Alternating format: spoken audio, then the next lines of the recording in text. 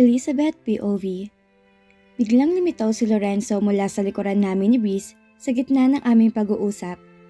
Wala akong nakitang ekspresyon sa mukha nito, pero base sa boses nito at paraan ng pagbati ay mukhang hindi maganda ang araw niya. Kaagad niya akong pinapasok sa loob ng bahay ni Tita Elsa. Lorenzo, bakit? Galit ka ba? Para makaiwas sa mga usapin, ay dito ko siya dinala sa kwarto ko sa bahay ni Tita Elsa. His look right now is like an easy to please. Ngayon ko lang siya nakitang ganito. Obvious ba, Elizabeth? Bakit parang close na close yata kayo nakausap mo? Wika nito sabay lock ng doorknob. Sa sobrang seryoso ng mukha nito, ay mukhang mauuwi ako sa mahabang paliwanagan. Si Breeze yun, kilala mo yun. Payak na paliwanag ko. Oo, kilala ko nga siya. Kilala ko siyang malapit sa mga babae, kaya nga ako nagkakaganito. Sa mga pinupunto ni Lorenzo ay parang nagseselos to. Huwag mo sabihin nagseselos ka. Ani ako rito. Para sa akin ay wala naman kaming ginagawa para magselos to. Mabait sa akin si Breeze, kaya naman sinusuklian ko lang yun ng pakikisama. Hindi ako seloso, Elizabeth. Hindi ko alam ang salitang selos. Dahil never pa ako nagselos sa buong buhay ko. Ang akin lang, ayoko nakikita kitang malapit kay Breeze o sa kanino pang mga lalaki. Ayoko niyang mauulit na makikita kitang nakikipag-usap sa iba. Kung hindi, pareho kayong sasamain sa akin. Oo, naiintindihan ko. Pasensya. Sabi ko na lang para hindi na umaba ang usapan. Hindi naman pala to nagseselos. Sadyang ayaw lang nito ako maging malapit kay Breeze. Hayaan mo, pag nabayaran ko ng utang ko sa kanya, iiwasan ko na siya. Utang? Ani pa nito? Oo, nagkautang ako kay Breeze ng 3 milyon. Kahapon kasi hindi kita matawagan eh. Siya yung tumulong sa amin na magsugod kay tita sa ospital. Dahil sakto na daanan niya kami. Nakilala niya akong asawa mo, kaya hindi na daw siya nagdalawang isip na tulungan kami. Asawa mo daw ako kaya hindi na siya nagdalawang isip ang pahiramin ako ng pera. Nang dahil sa mga sinabi ko, ay unti-unti nang huminahon si Lorenzo. Mali naman kasi napalayuin niya ako sa taong ilang beses na rin akong natulungan. Mabait si Breeze at may mabuti siyang puso. Siguro ay namana niya rin to sa kanyang ama na siyang gobernador. Kung ganon, sige, babayaran ko na ngayon ng 3 milyon. But still, ayoko nagiging malapit ka kahit kanino, okay? Gusto ko ako lang ang nagiging dahilan ng mga ngiti mo. Gusto ko sa akin lang atensyon mo, hindi sa kahit na kanino. Am I understood? Yes, maliwanag po. Hindi raw seloso, pero kung pagbawalan ako'y wagas. Hay Lorenzo, ayaw mo pang ipahalata na baliw ka sa akin eh. At syempre, dahil kaming dalawa lang ang tao sa silid na ito, ay kinuha ko na rin ang pagkakataon para makabawi sa kanya. Alam ko naman na hindi kami lalabas ng kwarto rito na walang ginagawa na kahit na ano. Nang humupa ng aming pagtatalo, ay dito na niya ako hinila palapit at saka marahang hinalikan. Nakipagsabayan na rin ako rito hanggang sa unti-unti nang lumalim ang aming paghahalikan. Bumaba ang mga halik nito sa aking balikat, pababa sa aking hinaharap. Binuhat niya ako at inihiga sa kama. Hinayaan ko lang tong gawin yon, ang mga nais itong gawin sa katawan ko ngayon. Para naman tuluyang maalis ang hindi maamin-amin nitong selos, nang tatangkain na niya akong sakupin ng aking hinaharap, ay saka naman kami parehong natigil dahil sa narinig na sunod-sunod na pagkatok. Elizabeth, si Governor nasa labas. Anong pamilyar na boses ng kaibigan kong si Kim. Dali-dali akong bumangon at inayos ang sarili. Nakita kong pagkabitin sa mukha ni Lorenzo, kaya naman apurang hiningi ko ng paumanhin. Si Gov daw nasa labas, harapin ko lang. Mamaya na lang natin ituloy yung ginagawa natin. Binuksan ko na ang pintuan at hindi na ako naghintay ng kasagutan mula kay Lorenzo. Papalabas na sana ako nang bigla ito magsalita. Iiwanan mo ako rito? Ani to sa akin. Hindi. Babalik din naman ako agad. Anong hindi? Hintayin mo ako, sasamahan kitang harapin si Gov. Mas mainam. Sabay kaming lumabas ni Lorenzo mula sa kwarto. Nang makita namin ang gobernador na nakaupo katabi ng anak nito, ay dito naman ako inakbayan ni Lorenzo. Nang makita kami ni Governor, ay tumayo ito at binati kami mag-asawa at nagpaabot ng pakikiramay. At dahil magkakilala sila ni Lorenzo, ay silang dalawa ang mas maraming napag-usapan. Naisip kong ikuha na lang sila ng kape at mabilis akong pumasok sa loob. Habang hinahanda ko ang kape, ay laking gulat ko na makita si Breeze na halos kasundan ko lang. "Oh Breeze, ano kailangan mo? Bakit nandito ka?"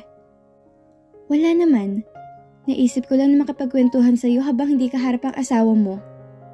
"Bakit? Ano ba yon?" Mabait ang pagkakakilala ko sa binata, kaya sana lang talaga hindi magkatotoong sinabi ni Lorenzo about rito. Tumingin muna to sa paligid bago nagsalita. "Yung lalaking pinaslang ko? Nakataka siya. Kanina ko lang nalaman kaya pumunta talaga ako rito para bigyan ka ng babala." "Ano?" Nanlaki ang mga mata ko sa sinabi ng binata. Akala ko'y napaslang nitong lalaking yon, ngunit hindi pa pala. Okay sanang narinig ko na buhay pa to at hindi siya taga napaslang ni Breeze. Kaya lang ay sasalita pa lang ni Breeze na pumunta raw siya rito para bigyan ako ng babala. But don't worry Elizabeth, pinapahanap ko na siya sa mga tauhan ko. Hanggang di pa siya nahanap, mag-iingat ka. Mas mabuting ipagtapat mo na lang din kay Lorenzo tungkol dito. Nito sa akin. Natatakot ako Breeze. Baka akong pag-initan ng lalaking yon, pati sa Lorenzo. Ano gagawin ko? Basta akong bahala. Hindi ko hahayaan na magalaw ka niya. Hindi ko pwedeng ipagtapat kay Lorenzo tungkol doon. Dahil bukod sa mga problema pa to, mag-iisip pa to. Ayoko na makadagdag pa sa problema ni Lorenzo. Alam ko naman kaya nitong ipagtanggol ang sarili nito. Kaya ako na lang sa sarili ko mag-iingat. Breeze, aasahan ko yung tulong mo. Hayaan mo makabawi din ako sa iyo balang araw. Sa ngayon, tulungan mo ako.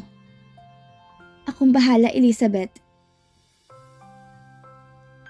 Ilang minuto lang pagkatapos ng pag-uusap ng dalawa, ay nabulabog ang lahat ng nasa lamay matapos umalingaw-ngaw ang sunod-sunod na putok ng armas, dahilan para magpanik ang lahat ng nasa lamay. "Dapa!"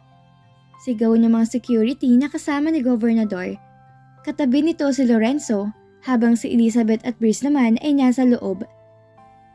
Pinaulan na ng bala ang nasabing burol, at ang unang pinoprotektahan ni Breeze ay si Elizabeth bago ang kanyang sarili. Si Lorenzo baka kung napano na siya." Wika ni Elizabeth sa binata habang yakap siya nito. Tumigil ang palitan ng putok at nanginginig pa rin ang buong katawan niya sa takot. "Later, I will check them. For now, relax mo lang ang katawan mo. Sa tingin ko'y umalis sa mga kalaban. Ayos ka lang ba?" Inalalayan siya ni Breeze na makatayo. Nangangatog ang tuhod niya at hindi makatayo ng diretsyo. Kaya naman binuhat siya ni Breeze at inupo sa safe na lugar. Speaking of Lorenzo, unang naisip ni Lorenzo na hanapin ang kanyang asawa pagkatapos ng nangyari. Maging siya ay nanginginig rin sa takot. Kamuntik na siyang tamaan ng bala.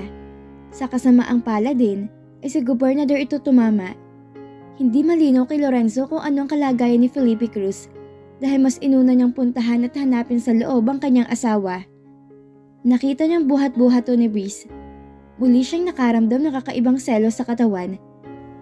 Pero dahil nasa sitwasyon sila ngayon, na hindi valid ang nararamdaman niya, sinantabi niya ito. "Elizabeth, kamusta ka?" Dali-dali niyang kinuha si Elizabeth mula sa mga bisig ni Breeze. "Ayos lang ako. Pinoprotektahan ako ni Breeze. Ikaw ba? Ayos ka lang?" "Diyos ko, bakit pati ba naman dito sa burol ni tita ay may ganyang pangyayari?" Hindi na kumibo si Lorenzo. Ayaw niyang isipin na siya ang pakay ng mga sibilyan na umatake.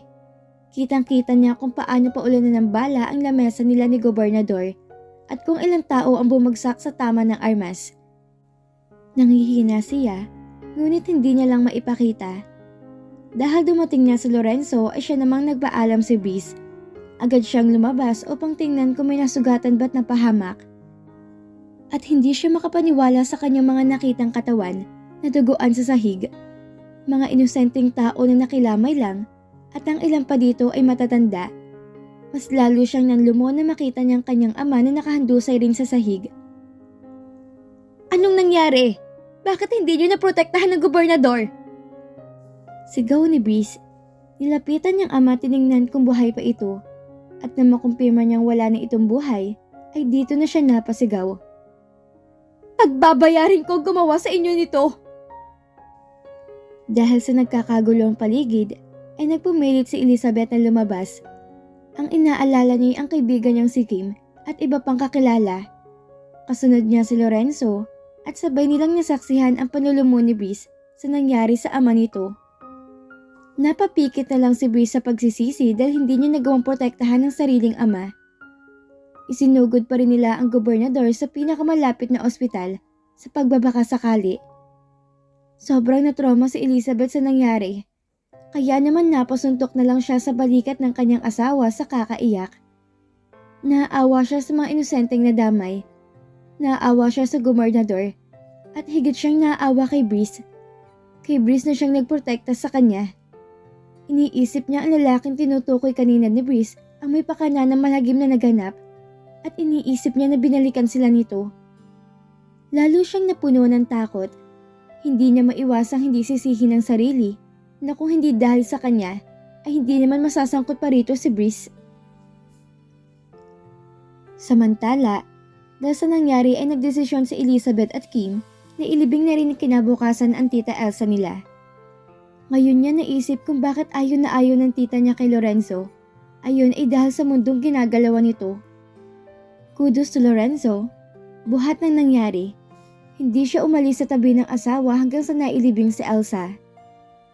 Sa nangyari, parang gusto niyang tanggapin na siya na ang susunod na papanaw, kaya mas ipinaramdam niya kay Elizabeth kung gaano niya to kamahal. Inisantabi niya muna si Cassandra at nag-focus siya kay Elizabeth. Lorenzo, natatakot ako. Natatakot ako na baka tayo naman yung sumunod. Hindi na natapos ang kasamaan sa lugar na to. Hindi ko kaya manatili pa rito. Ayoko na dito. Kahit nakauwi na sa mansyon, ay dala pa rin ni Elizabeth ang matinding takot. No, hindi naman ako ang pakay nila. Pagtanggi ni Lorenzo, kahit na sino pang pakay nila, hindi mapapanatag ang kalooban ko hanggang nandito tayo sa bayan na to. Kung ganon, gusto mong lumayo tayo rito? Oo. Sige, aalis tayo rito. Kung saan mapanatag ang isipan mo, mahal ko. Hinalikan ni Lorenzo ang kanyang asawa para pakalmahin. Pumayag siya sa kagustuhan nitong umalis at lumayo dahil yun ang sa tingin niya ay tama. Sa loob-loob niya ay ito na ang pinakamagandang gawin nila sa ngayon. Samantala, nagluluksa rin ang buong lalawigan ng Batangas dahil sa pagpanaw ng bagong upong gobernador. Malungkot si Breeze dahil sa kawalan ng hustisya ng pagpanaw ng ama niya. Ipinangako niya sa kanyang sarili na hahanapin at pagbabayarin niya mga taong gumawa nito sa gobernador. Your father's only desire was to serve the country. Change the way things are run. He doesn't deserve to die like this. Your father has no enemies, so I think he just got caught in the crossfire. He wasn't the target of the enemies who wanted him gone. Sa tingin ko, si Lorenzo ang target ng mga sumalakay at hindi ang ama mo. Nagkataon lang na magkatabi sila. Si Lorenzo ang dapat na pumanaw at hindi yung ama mo. Wika ng kaibigan ng gobernador kay Breeze. Kasalukuyan silang nakatayo sa harap ng kabaong ng gobernador. Nakakuyom ang kamao ni Breeze at iniisip na mabuti ang narinig. Yun din naman ang unang pumasok sa isipan niya. Kaya naman parang may namuong galit sa kanyang puso. Hindi rin naman niya pwedeng isisa kay Lorenzo ang lahat. Dahil tiyak na hindi naman ito ginusto ang nangyari. Ang napansin lang ni Breeze, hindi man lang niya nakitang nakirami si Lorenzo sa burol ng kanyang ama. May isang nakapagsabi na wala na raw to sa mansyon at ilang araw nang hindi umuuwi. Ayaw man niya mag-isip ng masama kay Lorenzo, ay bigla siyang napaisip. Bakit? Anong dahilan mo at bakit bigla ka nalang umalis ng Batangas? Huwag mong sabihin na guilty ka sa nangyari. Huwag ko lang malalaman na ikaw nagpakana nito. Hindi mo magugustuhan ang ganti ko sa'yo, Lorenzo. Lorenzo's POV. Napabuga na lang ako ng hangin matapos ko magdesisyon na wag nang sagutin ang tawag ni Cassandra. Nakapagdesisyon na ako na sa pag-alis ko rito ay tinatapos ko na rin ang relasyon namin dahil si Elizabeth na ang pinipili ko. Ayoko mang saktan si Cassandra pero mas nasasaktan ko siya sa tuwing nagkukunwari akong mahal ko pa rin to gaya ng dati. Nasasaktan ko to sa tuwing ginagamit ko siya sa kama para lang sa sarili kong kasiyahan. Makalipat lang kami ni Elizabeth at may isaayos lang ang lahat ay saka ko pupuntahan si Cassandra at sasabihin ko na rito ang totoo. Sa ngayon ay kailangan ko munang intindihin ang asawa ko at ang paglilipat namin. Sa Maynila ko napiling ibahay si Elizabeth dahil mayroon din ako mga negosyo doon. Finally, we're here. You like the house? Mabilis man ang naging paglipat namin, ay hindi naman kami nahirapan dahil may bahay na talaga kami sa Maynila noon pa at mayroon na rin kumpletong gamit. Ang bahay na nilipatan namin ngayon ay hindi nalalayo sa mansyon sa Batangas. Malaki at malawak ito at mayroon ding swimming pool. Oo, nagustuhan ko. Actually, kahit simple lang basta magkasama tayo at payapa lang, okay na ako doon. Ano to sa kanya? Mahal na mahal kita, Elizabeth. Kahit saan ay sasamahan kita. Ibibigay ko ang lahat na magpapasaya sa'yo. Sa totoo lang, ay mahirap para sa akin na iwan ang lugar na kinalakihan ko. Nasanay na ako sa banta ng aking buhay. At kung hindi hilingin ni Elizabeth na umalis kami, ay hindi naman ako aalis. Totoong masaya ako ngayon dahil finally ay nakapag-decide na ako sa kung sinong pipiliin ko. Nagigilty man ako dahil sa ginawa kong pag-iwas kay Cassandra. Pero ito kasi ang tama. Ang piliin ko saan talaga ako sasaya. Dito sa bahay ay may 2 na lang katulong at 2 bodyguard. Habang nagluluto ang mga katulong ng aming kakainin para mamayang hapunan, ay tinur ko na muna si Elizabeth sa master's bedroom kung saan yon ang magiging bagong kwarto namin. Malaki at fully air-conditioned din. May sariling banyo na may bathtub at shower.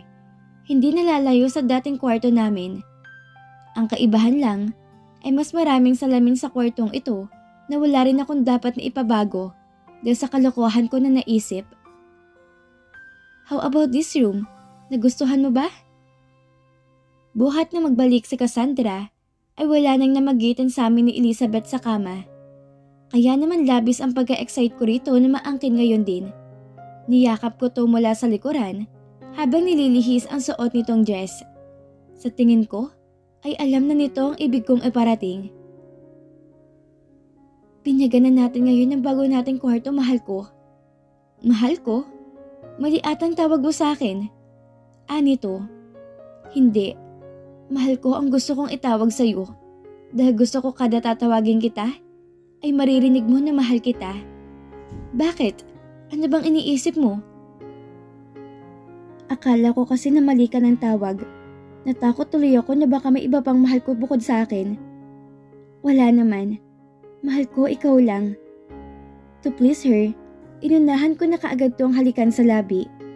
Iba kasi ang saya ng puso ko kapag nahalikan ko ito. Nayayakap at nahahawakan. Hindi ko maipaliwanag, pero iba yung nararamdaman ko kapag si Elizabeth ang kasama ko. Wala tong naging tuto sa anumang gawin ko sa kanya. Malayang-malaya ko na halikan ang labi nito. I miss this so much. Wika ko sa kanya habang namumungay ang aking mga mata. Wala kong sinayang na pagkakataon at sinulit ko talaga ang bawat oras na kasama ko si Elizabeth ngayon dito sa aming kama. Hindi pa ako nakaramdam ng ganito sa babae, sa kanya lang. We make love the whole night at ito ang naging hapunan ko. Hindi lang katok ng mga maids ang nakapagpahinto sa amin kinabukasan. Ako bilang asawa ay kailangan kong pumangon na maaga para magtrabaho sa opisina at si Elizabeth naman bilang may bahay ko ay walang kailangan gawin kung hindi ang manatili sa bahay at antayin ang pag-uwi ko. Hindi katulad si Elizabeth ng ibang mga babae. Masaya na to kung saan mo to ilagay sa lugar. Hindi to mapaghanap at higit sa lahat ay napakasimple lamang nito. Noong una ay medyo nahihirapan pa ako mag-adjust sa bagong surroundings sa ginagalawan ko. Pero okay naman dahil mas excited akong umuwi para makita ang napakaganda kong asawa. Ganito lang ang setup namin sa Manila. Gabi-gabi ay nagkukwento to tungkol sa mga bulaklak na pinagkakaabalahan at pagkatapos naman ay saka ko siya sinasakop. Cassandra's POV. 5 days. It's been 5 days since napansin ko na iniiwasan na ako ni Lorenzo. Biglang wala itong paramdam. Ni Haniho ay wala talaga. Hindi na to dumadaan dito sa bahay at hindi rin sinasagot ang mga tawag ko. Nag-uumpisa na ako mabalo sa kakaisip kung bakit o ano ang dahilan ng bigla nitong pag-iwas sa akin. Sa pagkakatanda ko ay maayos naman kami at walang problema. Sa pagkakatanda ko rin ay ako lang ang mahal niya. Ayoko mag-isip na baka nagkakatotoo ng iniisip ko. Na darating ang araw na maging totoo ang feeling sa Lorenzo para sa peke niyang asawa. Na mahuhulog ang loob niya rito at malilipat ang pagmamahal. Hindi na ako nakatiis ay napilitan na akong sumugod sa mansyon dito sa Batangas kung saan sila nakatira. Sa isip-isip ko ay hindi na ako papayag na maging anino lang. Dahil sa simulat sa pool naman ay akin talaga si Lorenzo. Bahala ko nang ipagtapat sa peke niyang asawa kung ano lang siya sa buhay ni Lorenzo. Maya-maya pa ay nakarating na ako sa mansyon. Agad akong bumaba at gumawa ng skandalo sa gate pa lang. Lorenzo, lumabas ka dyan. Ilabas mo na rin ang asawa mo. Mag-usap tayong tatlo. Hindi ako papayag na ginaganito mo lang ako, Lorenzo. Halos yan naging ko na ang bakal na gate ng mansyon. Hinarap naman ako ng mga gwardya at sinaway ng maayos. Madam, wala na pong nakatira dito sa mansyon. Umalis na po ang mag-asawa. Dala nila lahat ng mga gamit. Ano? Hindi ako naniniwala. Bakit sila aalis? Nandito ang karamihan sa mga negosyo niya. Bakit siya aalis? Nandito ako. My niece quickly turned jelly. Hindi ako makapaniwala sa sinasabi ng gwardya. Dahil ayoko ring maniwala na kayang gawin sa akin yun ni Lorenzo. Umalis ito nang hindi pinagbigay alam sa akin? Bahala po kayo kung maniniwala kayo o hindi. Ang amin lang po ay tumigil na kayo sa kakaiskandalo rito. Dahil kahit anong sigaw ang gawin nyo, ay wala po tagang Lorenzo na lalabas dito. Ani mula ng guard sa akin. Hindi na ako nakipagtalo pa dahil parang nakaramdam ako ng pag-aawa sa aking sarili. If Lorenzo really loves me, hindi niya ko hahayaan na magbukang baliw kagaya ng ganito. I have to believe him. Siguro, may importanteng dahilan ang biglang paglisa nila sa lugar na ito. Siguro'y nagkaroon ng problema, kaya hindi pa ito nag-a-update sa akin. Hanggang lumipas pang maraming araw, ay wala na talaga akong nakuhang update mula kay Lorenzo. Hindi ko alam kung nasaang lupalop ba siya dito sa Pilipinas. Hindi ko alam kung saan siya pupuntahan.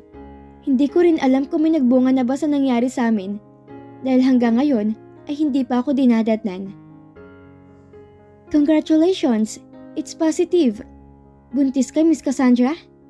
Wika ng obigayni ko na pinagpatingnan ko. Ano? Buntis? Bigla kong napahawak sa puson ko. Ito na nga bang sinasabi ko? Sa kabila ng kalungkutan na nararamdaman ko sa pag-iwas sa akin ni Lorenzo, ay binigyan ako ng way ni Lord para magkalapit kaming muli.